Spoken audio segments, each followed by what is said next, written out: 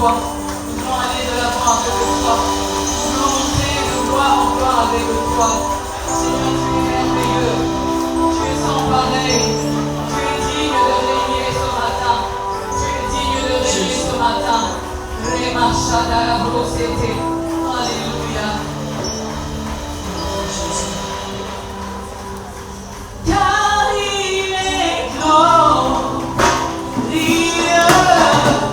et digne de régner. L'agneau est souverain.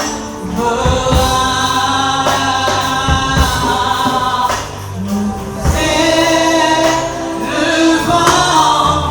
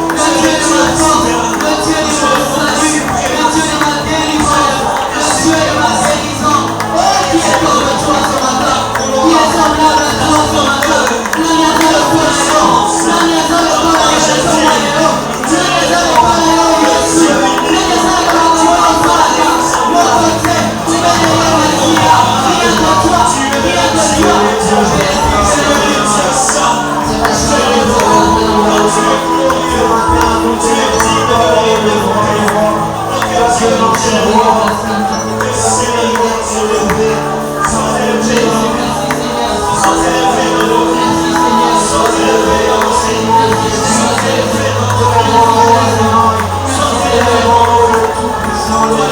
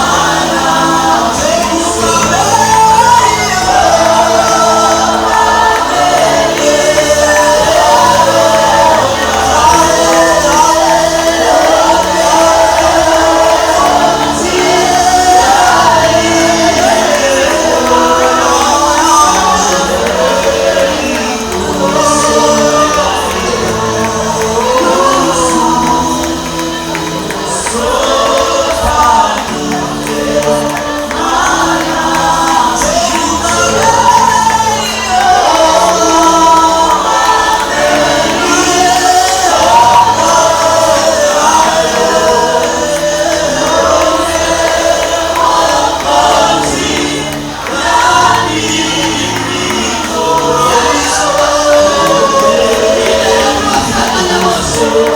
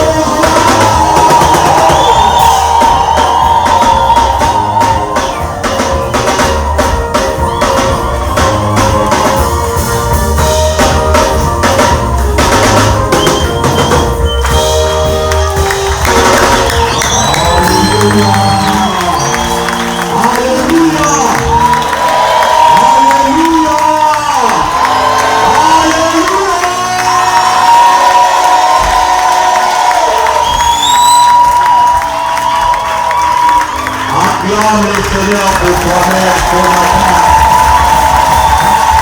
Le Seigneur est présent au milieu de nous ce matin. Il est venu pour guider nos bâtiments. Il est venu pour guider les malades. Il est venu Il est venu répondre à nos questions. Il est venu nous aider à rebâtir sur d'anciennes ruines. Amen. Recevez nos salutations dans le puissant et glorieux nom de notre Seigneur Jésus-Christ. Amen. Et veuillez les transmettre aussi à votre voisin de notre part. Saluez-le, souhaitez-lui la paix du Seigneur. Quelle que soit la semaine qu'il a connue, mais que la paix de Dieu qui surpasse toute intelligence garde son cœur et ses pensées en Jésus-Christ. Amen. Père, nous bénissons ton saint et grand nom, ce nom merveilleux qui dépasse tous les noms que nous connaissons et tous les noms que nous portons.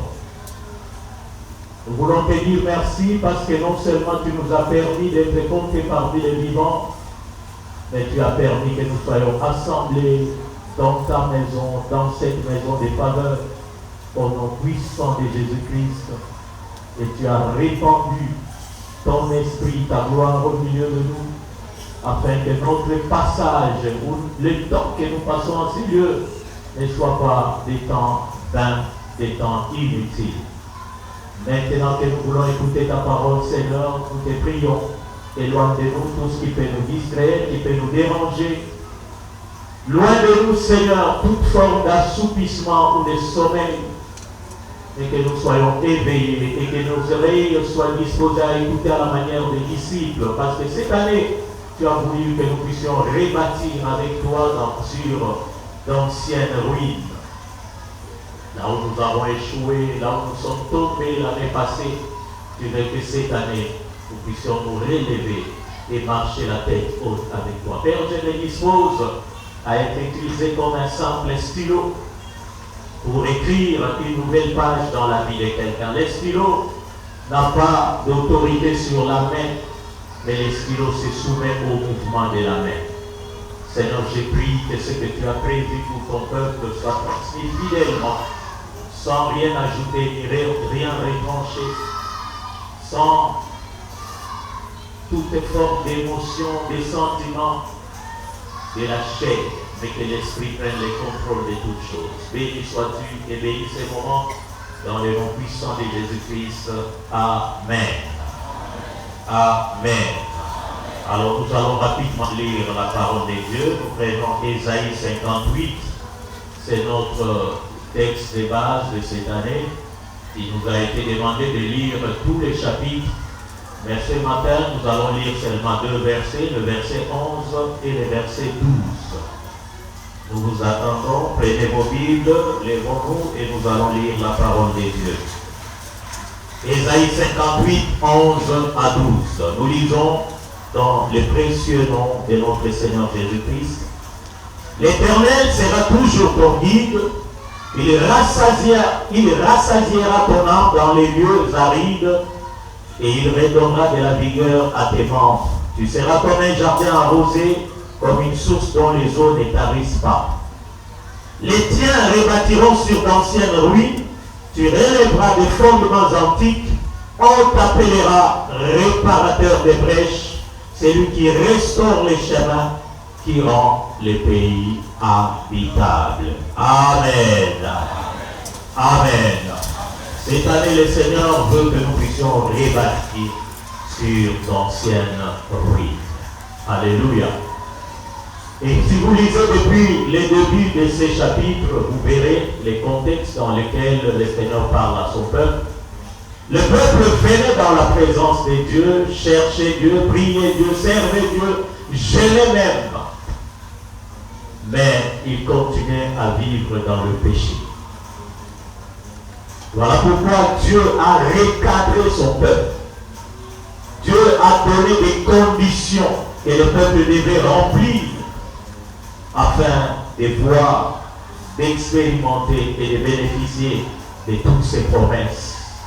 non seulement toi, tu seras béni, non seulement toi, il te redonnera la vigueur à tes membres, non seulement il sera toujours ton guide, non seulement il rassasiera ton âme dans les lieux arides. Tu peux vivre dans des endroits où la vie humaine est impossible. Et la Bible dit qu'il rassasiera ton âme dans ces lieux arides. Il redonnera la vigueur à tes membres. Aujourd'hui, nous avons prié tous ceux qui étaient faibles dans leur corps avant de donner les offrandes. Et la Bible nous promet, Dieu nous promet qu'il va redonner la vigueur à nos membres. C'est-à-dire, si nous sommes faibles physiquement, il va nous redonner la vigueur, la force. Ça signifie, si tu es malade, Dieu va te guérir. Alléluia. Je veux t'informer et te confirmer que même si tu étais malade, une maladie incurable depuis des années, cette année, si tu es sérieux avec Dieu, il va te guérir. Je sais que tu ne me crois pas, mais c'est Dieu qui a donné cette promesse. Alléluia. Tu seras comme un jardin arrosé. Tu ne connaîtras jamais la sécheresse dans ta vie. Dans n'importe quel domaine de ta vie, il n'y aura pas la sécheresse. Alléluia. Même si les années passées, tu as traversé le désert de Sahara. Mais cette année, Dieu lui-même promet d'arroser tes jardins. Alléluia. Des fois, quand la pluie tombe chaque jour, ici, nous nous plaignons. Parce que nous disons, mais ça dérange nos programmes. Mais je t'informe que cette année, la pluie va tomber chaque jour dans tous les domaines de ta vie. Il va arroser. Alléluia. C'est-à-dire que tu n'auras pas besoin de prier pour que Dieu t'arrose. Dans tes affaires, dans ton travail, dans tout ce que tu as préparé, Dieu lui-même devient l'arroseur. Alléluia. Alléluia. Tu seras comme une source dont les eaux ne tarissent pas. Alléluia. Une source qui ne connaîtra jamais la sécheresse. Les eaux ne tariront jamais. Jamais vous entendrez que la rivière Ouilou a séché. Parce que sa source ne tarit jamais. Alléluia. Et nous savons que la source qui ne tarit jamais, c'est Jésus-Christ. C'est lui qui est mort à la croix. Alléluia. Jésus ne tarira jamais. Si cette année tu es sérieux avec Dieu, tu marches avec lui, tu fais ce qu'il veut que tu fasses, Jésus-Christ lui-même sera ta source. Tu vas oublier ton oncle là qui est ministre, ton grand-père qui est député, ta tante qui est PDG. Tu regarderas à Jésus-Christ la source. Cette source qui coule depuis 2000 ans. Depuis la croix de Golgotha, elle ne tarira jamais. Elle arrose dans tous les continents, toutes les nations, toutes les tribus, toutes les races depuis des millénaires. Mais elle ne tarit jamais. Et c'est ça qui sera ta source. Non seulement toi, mais les tiens, tous ceux qui t'appartiennent, tous ceux qui te sont chers, ils vont rebâtir aussi comme toi, sur d'anciennes ruines. On a dit que dans votre famille, personne ne peut réussir, personne ne peut avoir le diplôme d'État. Mais la Bible dit ce matin que les tiens là, qu'on avait condamnés à ne jamais réussir, cette année ils vont rebâtir. Alléluia. Personne ne peut trouver de l'emploi, cette année ils vont rebâtir. Personne ne peut se marier, cette année vous allez célébrer des mariages. Personne ne peut terminer l'université. Préparez déjà. Cette année, vous allez célébrer des collations de grâce. Parce que les tiens. Regarde tous les tiens qui ont échoué dans la vie. Cette année, ils vont rebâtir. Alléluia. Tu relèveras des fondements antiques. On te raconte peut-être que dans votre famille, il y avait quelqu'un qui avait réussi, qui avait beaucoup d'argent, et puis c'est effacé, c'est oublié. À l'époque des juges, Gédéon avait entendu parler des exploits de Dieu en Égypte. Et les siècles passés avant, mais ce qu'ils vivaient, c'était la médiocrité, la misère. C'était l'esclavage. Chaque fois qu'ils cultivaient, les Madianites venaient, ils prenaient, ils s'en accaparaient. Ils avaient des richesses sur leur sol, mais ils ne bénéficiaient pas de ça. Ils n'en profitaient pas. Les Madianites attendaient seulement la période de la récolte, comme chez nous pendant cette période. Et c'est pendant cette période-là qu'ils attaquaient pour tout ravir. Mais Dieu avait prévu que cette période-là, il allait relever des fondements antiques. Il allait leur faire voir ce qu'il avait fait, ce qu'ils avaient entendu de leurs ancêtres. De la même façon qu'il avait fait avec Gédéon. Gédéon qui s'est méprisé, qui se méconnaissait, qui avait les regards fixés sur sa famille, sur son rang social, sur la situation qu'il rencontrait. De la même façon, il t'a choisi toi, membre de cette église. À partir de toi, ta famille, les tiens, vont relever des fondements antiques. Alléluia. On va t'appeler réparateur de brèches. Il y a eu des brèches énormes dans ta propre vie, dans ta maison, dans ta famille, par lesquelles le diable est entré, les sorciers sont entrés, les magiciens, les occultistes, ils ont tout ravagé comme Madian ravagé en Israël. Mais toi, cette année, dans ta famille, on va t'appeler réparateur de brèches. À cause de toi, toutes ces brèches seront fermées, bloquées, réparées. Et le diable n'aura plus accès facilement dans ta famille. Alléluia. C'est lui qui restaure les chemins. Alléluia. Tu vas restaurer les chemins vers la réussite, vers les succès, vers tout ce qui ne marchait pas dans votre famille. Tu seras le premier qui va marcher par ces chemins-là et tous les autres vont te suivre. Ils diront, depuis que tel s'est marié, tout le monde se marie dans notre famille. Depuis qu'il a terminé les études universitaires, tous les enfants terminent. Alléluia. Depuis qu'il a eu des enfants dans notre famille, tout le monde maintenant a des jumeaux. Cela va arriver. Alléluia. Ça arrivera cette année. C'est toi qui vas indiquer le chemin. Même là où il n'y avait pas de chemin. Le Dieu dont je te parle ce matin, c'est ce Dieu-là qui a ouvert un boulevard dans la mer Rouge. Il a fait passer son peuple d'Israël sain et sauf. Et il va faire la même chose avec toi. De la même façon qu'il a placé Moïse devant son peuple pour traverser la mer Rouge, il te place toi devant ta famille pour frayer le chemin là où il n'y avait pas de chemin. Et toute ta famille va te suivre. Tu vas rendre le pays habitable. Là où tu vis, peut-être on dit que c'est invivable, inhabitable, mais toi tu vas rendre ce pays habitable. Alléluia. Tu vas rendre cette ville habitable. Tu vas rendre ces quartiers-là habitables. Tu vas rendre même ton village d'origine habitable. Tu vas rendre les Congo habitables. Parce que maintenant, tous les Congolais cherchent par tous les moyens à sortir. Nous sommes tous tentés de fuir le pays. Dernièrement, on était à un deuil, il y a un monsieur là qui venait de l'Angola, qui racontait les merveilles de l'Angola, il comparait l'Angola au Congo. Il dit non, mieux vaut vivre là-bas qu'ici. Mais moi je t'informe que toi tu vas rendre ces pays habitables. Toi tu ne me crois pas, mais moi je te dis que c'est toi. Gédéon ne croyait pas, mais Dieu lui a dit vaillant héros. Quand il se regardait, il disait, mais comment je vais faire? Dieu lui a dit, va avec la force que tu as. Regarde ton voisin, dis-lui, va avec la force que tu as. Alléluia. C'est avec cette force que tu as là que tu vas rendre ce pays habitable. Alléluia. Vous savez, moi je n'envie pas l'Europe, je n'envie pas les États-Unis.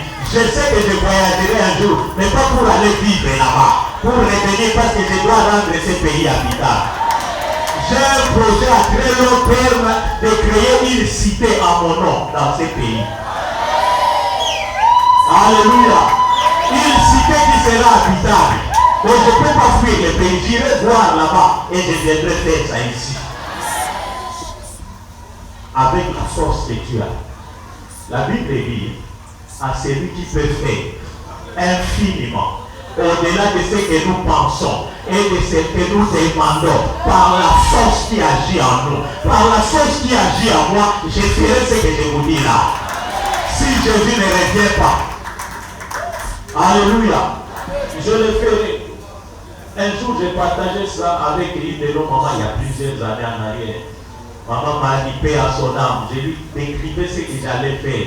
Il me regarde et dit, mais ce que tu fais là, tu vas le faire comme. J'ai dit, j'ai déjà les terrains. Mais j'ai déjà tous les plans. J'ai les plans de l'hôpital, les plans de l'école, les plans de beaucoup de choses. Donc je vais construire cette cité-là.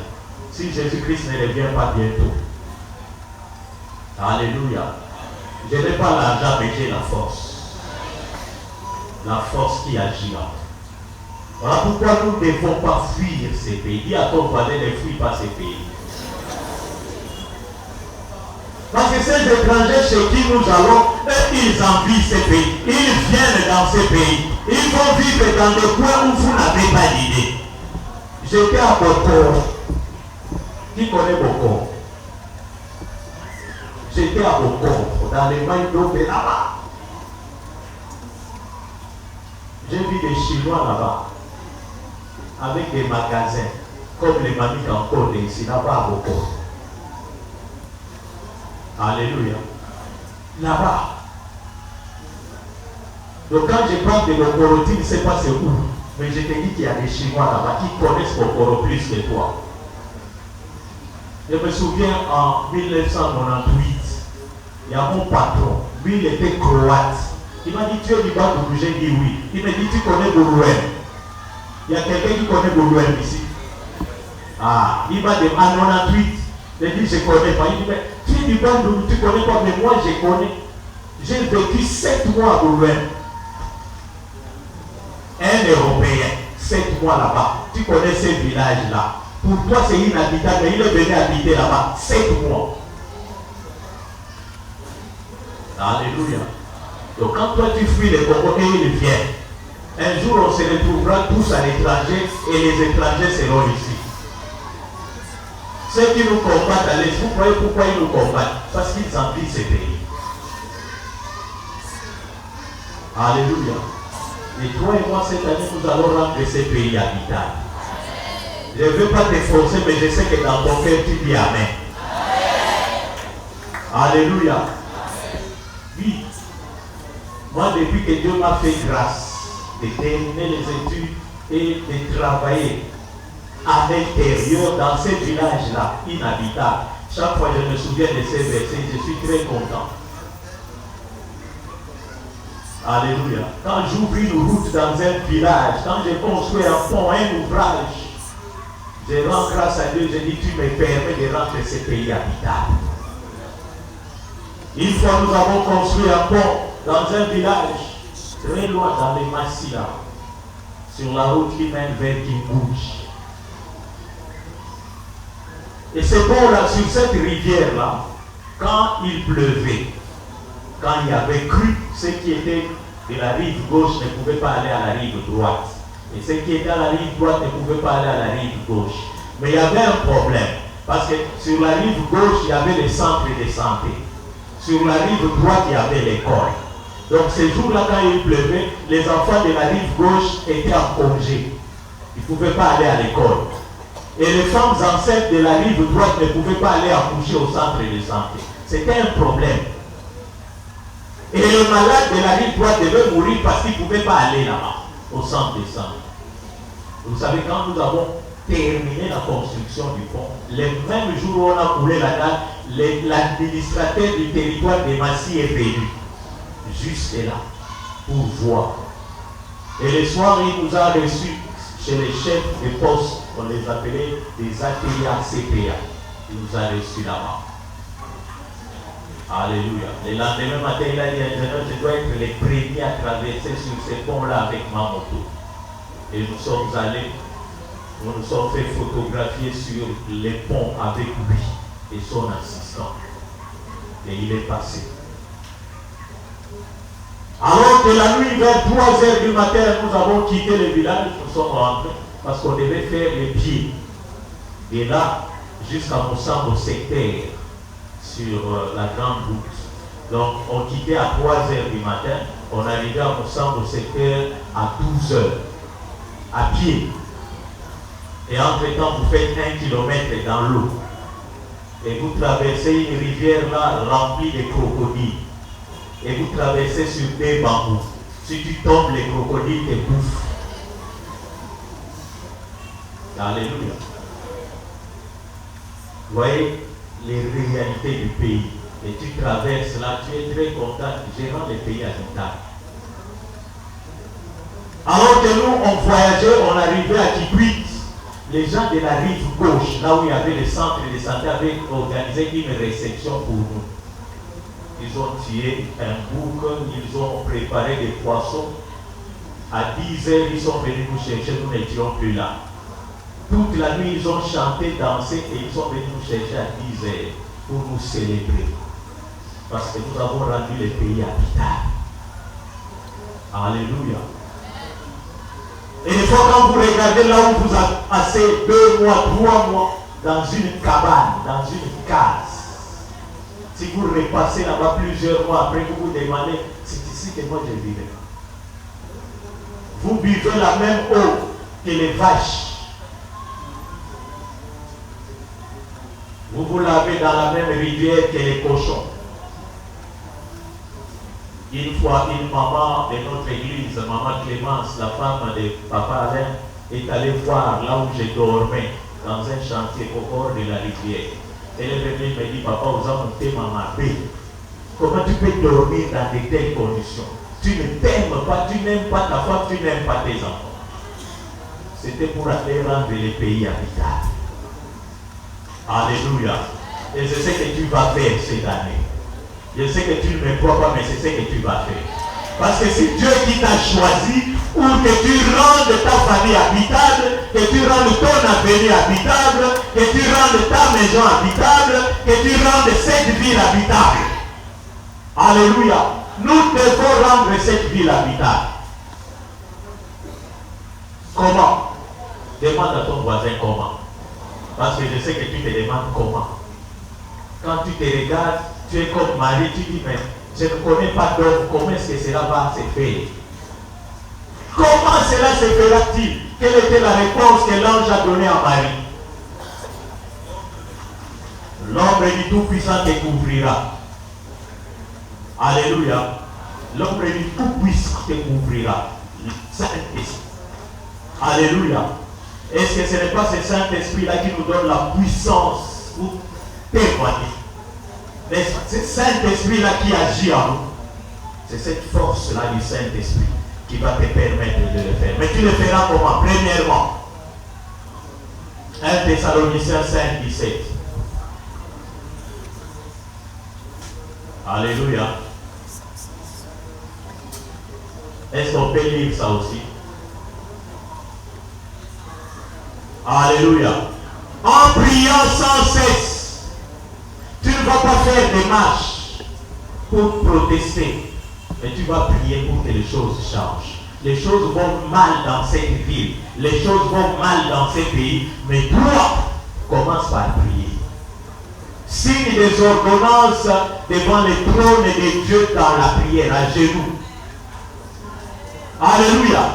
Signe, ordonne à genoux que les choses changent et les choses changeront. Par la puissance qui agit en toi. Tu n'es pas ministre, tu n'es pas député, on s'en fout. Mais tu es enfant de Dieu. Si tu ne sais pas, tu es ministre de Dieu sur la terre. Et quand tu pries, tu ordonnes les choses que toi tu ne vois pas. Je vous ai déjà donné ces témoignages. Il y avait une année, je ne sais pas, 2018-2019, après la Pentecôte, mercredi. Après l'étude biblique, j'étais en train de conduire la prière et j'ai prié en langue devant. Et il y a un frère qui était au fond là-bas, c'était en 2016. Un frère qui était au fond, après l'étude qu'il est venu me voir, il me dit, papa, quand tu priais, Moi, je t'entendais en Kipende. J'entendais ta prière en Kipende. Tu disais, Père, nous sommes fatigués de Kabila, donne-nous un autre président. 2016. J'ai prié en langue devant. Lui, il était derrière, assis là-bas. Il est venu me voir, il me dit, papa, tu priais en Kipende. Moi, je ne connais pas les Kipende. Mais quand j'ai prié devant, le Saint-Esprit priait en Kipende dans ma bouche et il disait à Dieu, ils sont fatigués de ces présidents, donne-leur un autre président. Alléluia. Donc quand tu pries là, il y a des choses qui se font, il y a des choses qui se passent. Surtout quand tu pries en langue, tu fais toutes sortes de prières.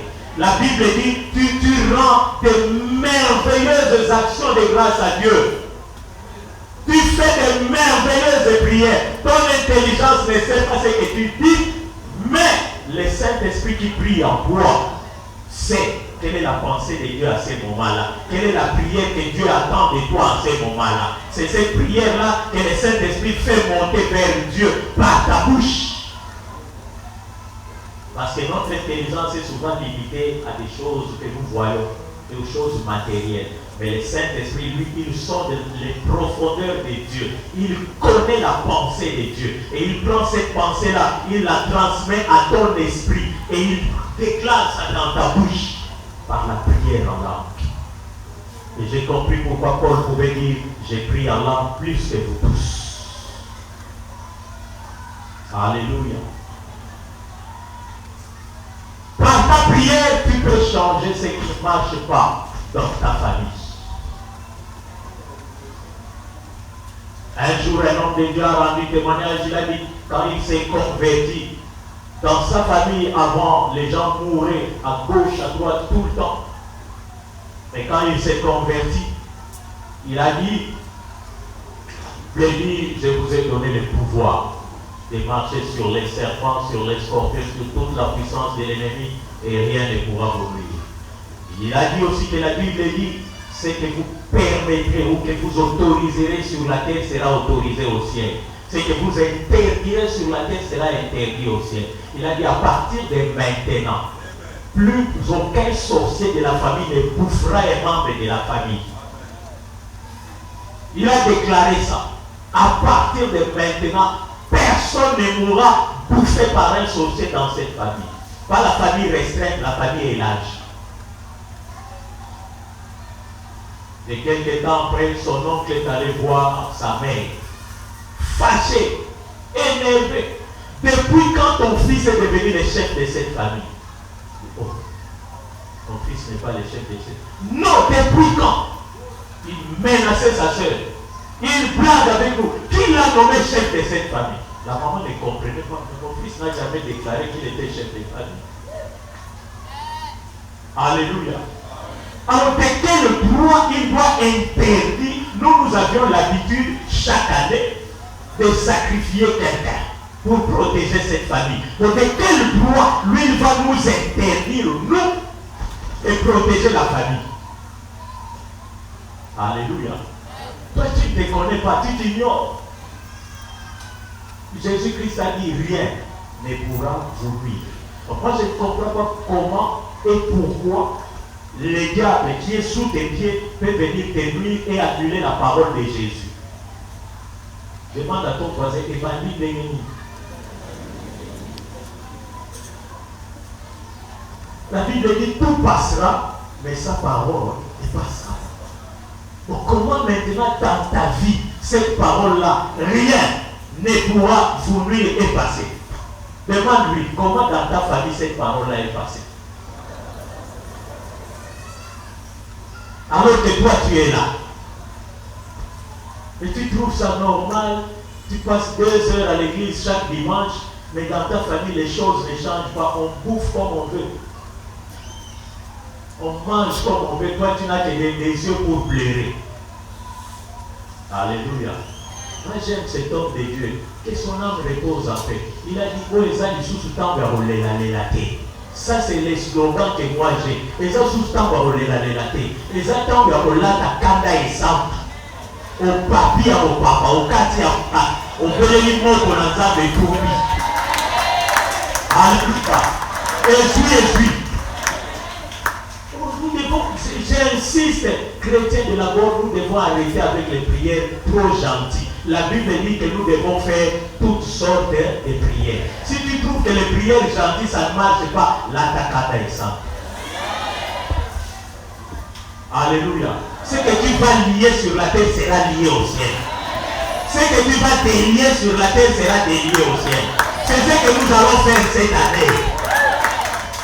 Demandez à ceux qui viennent au troisième culte, nous avons dit cette année, ces gens-là, soit qu'ils se convertissent, soit qu'ils partent en déportation, en exil, loin de nous. Toi, la terre va ouvrir la bouche et va les engloutir.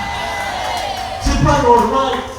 Tu es enfant de Dieu, fils du roi, des rois, co-héritier de Jésus-Christ. C'est lui qui est assis sur les trônes là. Et dans ta pensée, dans ta maison, tout le monde peut entrer la nuit et gorger qui il veut. Oh, regarde ton voisin qui dit, oh, si ça c'est normal. Ce christianisme-là, cette année, c'est fini. Dis-lui ça. Ce christianisme médiocre, cette année, c'est fini. Ce christianisme où on a peur de sortir, cette année, c'est fini. Nous devons les bâtir. Les années antérieures, tu as pleuré. Cette année, la Bible dit, mon peuple ne sera plus dans la confusion. Lève-toi maintenant, utilise cette autorité, ce pouvoir qui est en toi.